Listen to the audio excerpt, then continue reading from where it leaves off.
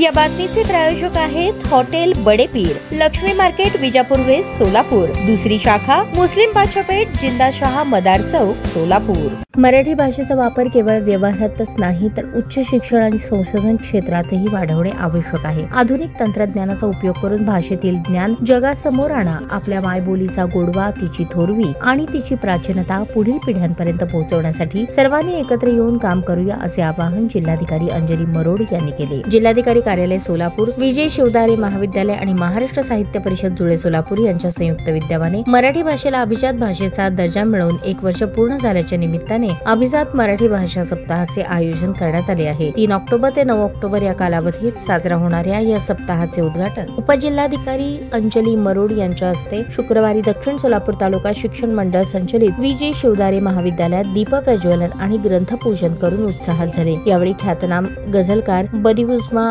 बिराजदार, महाविद्यालयाचे प्राचार्य डॉक्टर दत्तात्रय सुत्रावे, महाराष्ट्र साहित्य परिषद जुळे सोलापूर शाखेचे अध्यक्ष पद्माकर कुलकर्णी, साहित्य परिषदेचे प्रमुख कार्यवाह गिरीश दुनाखे, कोषाध्यक्ष अविनाश कामतकर, मराठी विभाग प्रमुख doctor Shubhada Upase Shivpuje, doctor D Mansode यांची उपस्थिती होती। अंजली मरोड आपल्या भाषणात म्हणाल्या, मराठी भाषेचा वापर केवळ व्यवहारातच नाही तर उच्च शिक्षण आणि संशोधन क्षेत्रातही वाढवणे आवश्यक आहे। आधुनिक तंत्रज्ञानाचा उपयोग करून भाषेतील ज्ञान जगासमोर आणा आणि तिची प्राचीनता पुढील पिढ्यांपर्यंत पोहोचवण्यासाठी सर्वांनी एकत्र येऊन काम करूया। पद्माकर कुलकर्णी यांनी अभिजात मराठी भाषा सप्ताहाविषयीची माहिती दिली, तर शुभदा उपासे शिवपूजे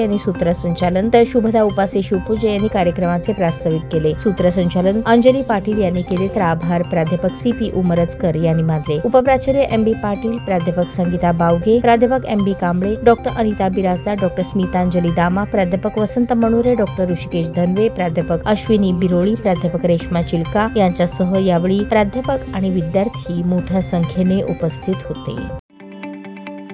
ताज्या बातम्या पाहण्यासाठी प्राईम महाराष्ट्र न्यूज चॅनलला सबस्क्राईब करा।